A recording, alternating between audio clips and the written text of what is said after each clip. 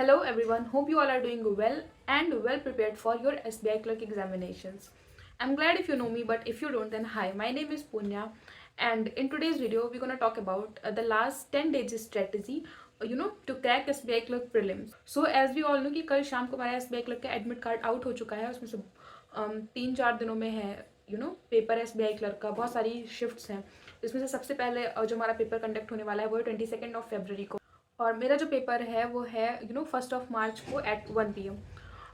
Now अगर हम कुछ इंपॉर्टेंट पॉइंट्स की बात करें कि हमें क्या क्या पॉइंट्स को अब अपनी स्ट्रेटजी में थोड़ा बहुत मॉडिफाई करना है, एंड क्या उसमें से कुछ पॉइंट्स ऐसे हैं जिसको अब हमें अवॉइड कर देना है completely till the date of examination, so that हमारा जो रिजल्ट रहे वो हमारे लिए फ्रूटफुल हो। सो अब कुछ पॉइंट टू पॉइंट हम लोग डिस्कशन करेंगे, और ये आपकी डेली टू डू लिस्ट में होना ही चाहिए। लाइक आज का दिन आपका खत्म है, सो कल मॉर्निंग से जब भी आप पढ़ने बैठो तो आपका ये सारी चीज़ें होनी चाहिए। The first thing you all have to do is give at least 2 mocks per day। अब 2 mocks आपको पर डे देना है। लास्ट वीडियो में जब मैंने 21 डेज की स्ट्रेटेजी शेयर की थी तो उसमें मैंने कहा था कि एक आपको शाम में देना है, एक मॉर्निंग में देना है। बट अब आपका एडमिट कार्ड आ गया है, you well know the time of your examinations, तो अपनी बॉडी को, अपने माइंड को उस हिसाब से परफेक्ट करने के लिए उस टाइम जोन के साथ all you have to give 1 mock at the time of your real time examination, क्योंकि इससे आपको बहुत ज़्यादा हेल्प मिलेगी। क्योंकि जो साइकोलॉजिकल फैक्टर होता है वो बहुत ज़्यादा स्ट्रॉन्ग फैक्टर होता है किसी भी एग्जाम में, किसी भी चीज़ को जो अफेक्ट कर सकता है इन अ गुड और इन अ बैड वे।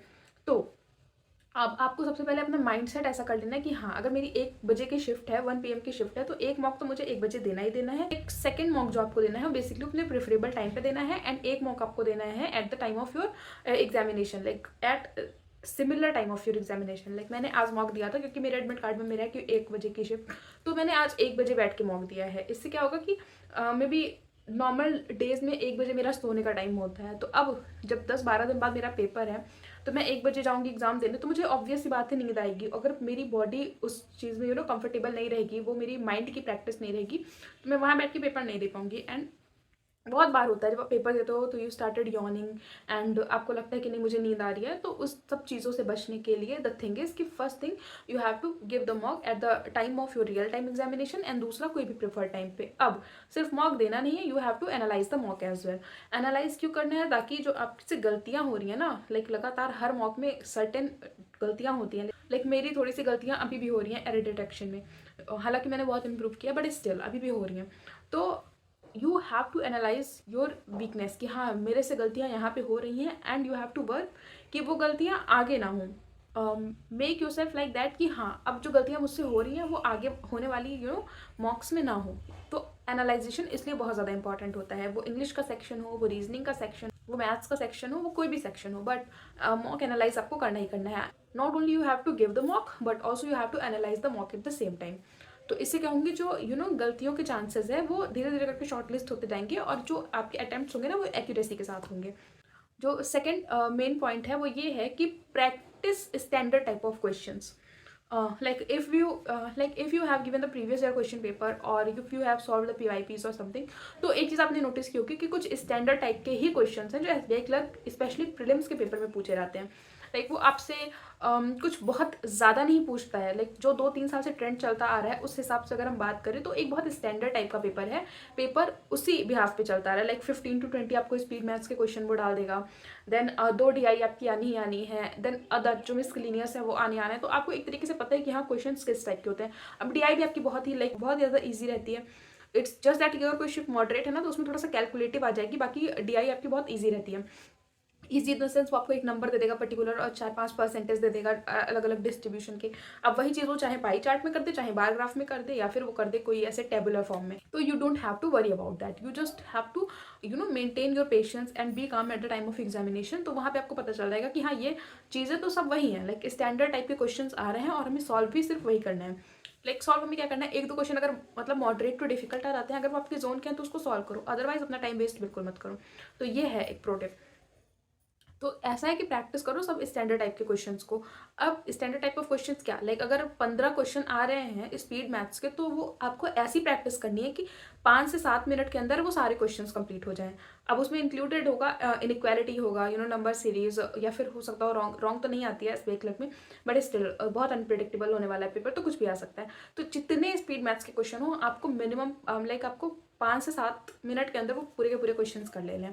तो इसी टाइप से प्रैक्टिस करो स्टैंडर्ड टाइप ऑफ क्वेश्चंस की, ये बहुत नेसेसरी हो जाता है। अब इंग्लिश के पॉइंट ऑफ व्यू से देखें तो अगर आप मिसलिनियस की अच्छी प्रैक्टिस करके जा रहे हैं तो बहुत कम टाइम आपको लगता है कि हाँ आज आपने पढ़ा वो फटाफट से आपने पढ़ा क्वेश्चन और तुरंत आपको पता चलता है कि हाँ this part is containing error, like this word will complete the sentence. तो उससे क्या होता है कि आपका टाइम बहुत जल्दी बचता है, और जब आप स्टार्टिंग से ना एक सही सही क्वेश्चंस करते आ रहे हो तो आपका एक कॉन्फिडेंस बिल्डअप होता है। आगे जाके अगर एक दो क्वेश्चंस ऐसा थोड़ा सा मॉडेस्ट रहता भी है तो वो आपको ज़्यादा डिफिकल्टी नहीं देता, उसको भी आप मतलब आपका एंथुसियाज्म इतना होता है ना कि वो अटेम्प्ट आप कर लेते हो। Third and the most important point ये है जो मैं अपनी लगभग हर वीडियो में कहती हूँ, दैट डू नॉट अटेम्प्ट मोर। जो आपको नहीं आता है वो आपको नहीं अटेम्प्ट करना है। You have to prioritise accuracy over attempt, accuracy over attempt, क्योंकि अब एक्सपेरिमेंट करने का टाइम चला गया है। अब अगर आप मॉक्स भी दे रहे हो तो उस पीओवी से देना कि ये मेरा रियल टाइम एग्जामिनेशन है और आपको वैसा ही परफॉर्म करना है। एक्सपेरिमेंट के लिए आपको काफ़ी अच्छा खासा टाइम मिला था बीच में 1.5-2 महीने का, तो उतने में आपको कर लेना था एक्सपेरिमेंट। अब अगर आप एक्सपेरिमेंट करोगे तो फिर बहुत ज़्यादा कंफ्यूज हो जाओगे, लाइक बहुत ज़्यादा कंफ्यूज हो जाओगे, और जो आपके मार्क्स आ रहे हैं ना अभी वो लगातार फिर डिक्रीज होना शुरू हो जाएंगे। और जो सबसे ज़्यादा शिकायत सब लोग करते हैं कि मेरा मॉक में नंबर डिक्रीज होना शुरू हो गया, डिक्रीज, वो इसी वजह से क्योंकि अभी भी आप वही कर रहे हो, आप एक्सपेरिमेंट कर रहे हो, but you don't have to experiment now. अब जो आपको करना है वो एक एग्जामिनेशन के पीओवी से आपको वो मॉक देना है और उसी हिसाब से आपको अटेम्प्ट करना है जो आपको लगे कि हाँ ये हाँ कि मैं 100% श्योर हूँ इसमें। Accuracy is the key, accuracy आपकी रहेगी तो आप अगर थोड़े से मॉडरेट शिफ्ट में भी रहेंगे तो नॉर्मलाइजेशन में आपके नंबर बैलेंस हो ही जाएंगे। तो इससे क्या होता है ना कि पता चल जाता है कि हाँ मैं इतना एक्यूरेट हूँ, मेरी एक्यूरेसी अच्छी है तो मेरे मार्क्स भी अच्छे होंगे। And that is the fact कि if you have good accuracy then your marks is going to be good in the paper. तो ये तीसरी चीज़ मतलब अपने मॉक्स में ज़रूर ज़रूर ज़रूर अप्लाई करना कि अब एक्सपेरिमेंट बिल्कुल नहीं करना है, अब जो आपको करना है वो एक्यूरेसी के साथ अटेम्प्ट करना है। नाउ फोर्थ पॉइंट ऐसा है जो आपको कोई नहीं कहेगा करने को, लिटरली कोई आपको करने को नहीं कहेगा, बट सबसे ज़्यादा गलतियां लोग कहाँ से करते हैं, यहीं से करते हैं। If you have implemented this fourth point correctly in your mocks और in your real time examination, पूरा का पूरा गेम चेंज कर सकता है ये। चौथा पॉइंट ये होता है कि कोई आपसे नहीं कहेगा कि अब तुम बेसिक्स पढ़ो, बट लास्ट का 10 डेज बचा है, अपने 2-3 ऐसे वीक टॉपिक्स निकालो जिसमें कि अरिथमेटिक्स के क्वेश्चंस 1-2 देखने को मिल जाते हैं। स्पेशली मैं मैथ्स के लिए बोल रही हूँ। तो आपको 2-3 क्वेश्चंस अरिथमेटिक्स के ऐसे दिख जाते हैं जो 1 मार्कर होते हैं, जो आपको मतलब कॉन्सेप्ट ही जिसका नहीं क्लियर है, तो एटलीस्ट आप वीडियो देख के जाना 1-2। फॉर एग्जाम्पल अगर आप मुझे लेते हो तो मुझे प्रोबेबिलिटी और परम्यूटेशन कॉम्बिनेशन आज तक नहीं समझ में आई, परम्यूटेशन कॉम्बिनेशन भी नहीं समझ में आई और ना ही प्रोबेबिलिटी समझ में आई। अब मैं क्या करती हूँ कि प्रीलिम्स के पेपर में अब लाइक जैसे 10-12 दिन जिसके बाकी हैं वो भी कर सकता है, अब 2 से 3 दिन पहले, लाइक पेपर के 2 से 3 दिन पहले मैं 1 या 2 वीडियो ज़रूर देख लेती हूँ परम्यूटेशन कॉम्बिनेशन की और प्रोबेबिलिटी की। एग्जाम में कुछ ना कुछ टॉपिक्स तो ऐसे ज़रूर होते हैं जो आपको भूल जाते हैं, तो यू हैव टू डू कि अगर आपको भूल गया, लाइक आपने पढ़ रखा है फिर भी आपको भूल गया है और आपको प्रॉब्लम फेस करनी पड़ती है उस पर्टिकुलर सेक्शन से, तो कुछ ना करो, पेपर के 2 से 3 दिन पहले ना वो टॉपिक एक बार बैठ के उसका कॉन्सेप्ट ऐसे पूरा मतलब वीडियो देख लो, जैसे कि आप कोई स्टोरी कोई मूवी देखते हो ना, सेम टू सेम वैसे वीडियो देख लो और देखो कि कैसे क्वेश्चन सॉल्व हो रहे हैं, स्पेशली बेसिक्स वाले। अब इससे क्या होगा ना कि जब 2 दिन पहले अगर आपने पढ़ी है तो वो चीज़ आपके माइंड में एकदम फिटेड रहेगी और जब वहाँ पे क्वेश्चन आप देखोगे तो आप कर ले जाओगे। और ये चीज़ मेरे साथ हुई है, लाइक ये चीज़ मेरे साथ लिटरली हुई है। लास्ट ईयर ही प्रोबेबिलिटी के क्वेश्चंस मुझे कभी समझ में नहीं आते थे, तो मैंने ऐसे ही 2-3 दिन पहले वीडियो देख लिया, फिर eight the time of examination एक क्वेश्चन पूछा होता प्रोबेबिलिटी का और मैंने 2 से मैंने उसको 20 से 30 सेकंड के अंदर बना लिया। तो कभी कभी ऐसा होता है कि जो आपका वीकर सेक्शन होता है ना, आप वहाँ से भी नंबर निकाल सकते हो, और यही होता है एक रियल एस्पिरेंट का जज्बा कि आप अपने स्ट्रॉन्ग से तो कोई भी निकाल लेगा, लाइक अगर आपका मजबूत सेक्शन है, जो स्ट्रॉन्गर सेक्शन है, वहाँ से तो कोई भी निकाल लेगा, बट आपको क्या करना है, आपको उस सेक्शन से मार्क्स निकालने हैं जहाँ से कंप्लीटली अनएक्सपेक्टेड होता है, आपको खुद पे भरोसा नहीं होता कि हाँ मैं ये सेक्शन अटेम्प्ट कर सकता हूँ।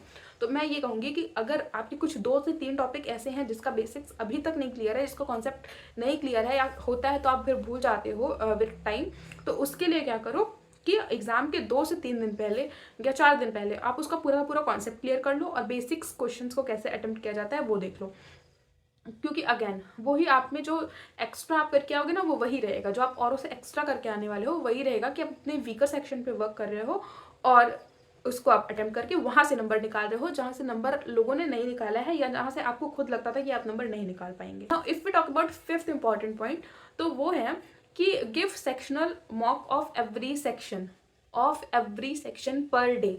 अभी तक तो आपको पता चल गया होगा कि आपने मेंस की प्रिपरेशन को रोक दिया होगा, आपके पास एग्जाम डेट्स थी, सब कुछ था, तो मेंस आप पढ़ नहीं रहे हैं, आपके पास अच्छा खासा टाइम है। तो ऑल अब जो ये टाइम है ना, बहुत क्रूशियल टाइम है। ये बस ये है कि practice practice practice and practice, सिर्फ प्रैक्टिस और कुछ भी नहीं। न्यू टॉपिक्स आप नहीं पढ़ो, मतलब जैसे मेंस के बड़े बड़े मैराथन लगे हुए हैं, मेंस के बड़े बड़े टॉपिक्स हैं, तो वो मत पढ़ो, क्योंकि अगर आपका प्री नहीं निकलेगा तो मैं बता रही हूँ मेंस में भी करने का कोई मतलब नहीं है। प्रिपेयर तो कर लोगे मेंस का, लेकिन प्री ही नहीं निकलेगा तो मेंस में जाओगे ही नहीं। सो फॉर दैट अभी आपको सिर्फ और सिर्फ प्रैक्टिस करनी है, प्रैक्टिस प्रैक्टिस प्रैक्टिस, सिर्फ प्रैक्टिस। और प्रैक्टिस के लिए टेस्ट और मॉक से बेहतर कुछ भी नहीं है। अब प्रैक्टिस के बारे में बहुत सारी चीज़ें हैं, आप पीडीएफ सॉल्व करो, चेकलिस्ट लगाओ, क्वांट्स टुडे मैगजीन है वो करो। इन सारी चीज़ों के साथ like alongside that you have to give the sectional mocks of each section अलग अलग से। अब वो सेक्शनल मॉक क्या रोल प्ले करता है, वो बस इतना सा है कि जो एक्यूरेसी और परसेंटाइल आपका होता है ना, वो आपकी सही कर देता है, लाइक वो कवर कर देता है।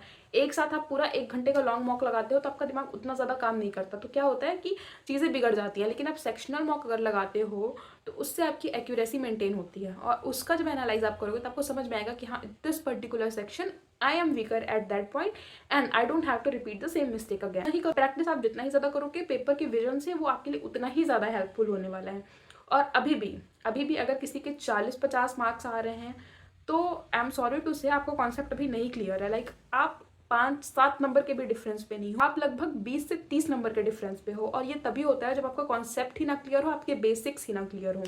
तो I would suggest for them कि अब फॉर्म आपने डाल दिया है, पेपर को तो आपको देना ही देना है, तो उसके लिए इतना करो कि आप 2 मॉक लगाओ, उसका एनालाइजेशन अच्छे से करो और पढ़ो। लाइक जो बेसिक चीज़ें हैं, स्टैंडर्ड टाइप ऑफ क्वेश्चन है, उसकी प्रैक्टिस ज़्यादा से ज़्यादा करो और अपनी खुद की स्ट्रेटेजी बनाओ कि हाँ, कहाँ से मैं मार्क्स को निकाल सकता हूँ। जो लोग कंसिस्टेंटली प्रिपेयर कर रहे हैं, जो लोग सीरियस हैं, वो इन सारी चीज़ों को फॉलो करके देखो, आपके लिए लिटरली बहुत ज़्यादा हेल्पफुल होंगी ये सारी चीज़ें, आई एम गारंटिंग यू। और ये 5 चीज़ें तो मतलब एकदम से अपने एग्जाम में इम्प्लीमेंट कर ही दो, अपने मॉक सीरीज में इम्प्लीमेंट करो, तो आपको पता चलेगा कि हाँ, पेपर के टाइम पे ये चीज़ें कितनी ज़्यादा हेल्पफुल रही हैं मेरे लिए। एंड या one bonus tip, be hydrated, do meditation. अपनी मेंटल हेल्थ को सही करने के लिए आप जो कुछ भी कर सकते हैं वो करिए, and stop comparing yourself by other candidates. सब आपके कंपटीशन है, agree, but you are your first and you are your very important competition.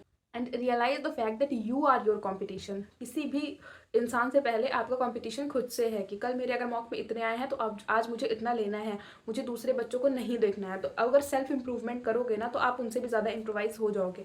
सो या अपनी मेंटल हेल्थ को सही रखने के लिए डू मेडिटेशन, बी हाइड्रेटेड। और क्योंकि इस टाइम पे आपकी हेल्थ जो है बहुत ज़्यादा इंपॉर्टेंट रोल प्ले करने वाली है, तो हेल्थ के साथ कोई कॉम्प्रोमाइज़ मत करो, क्योंकि पेपर है। फोकस्ड रहो, पढ़ाई करो। Till then, bye, keep it up, crack it, and all the best for your examinations.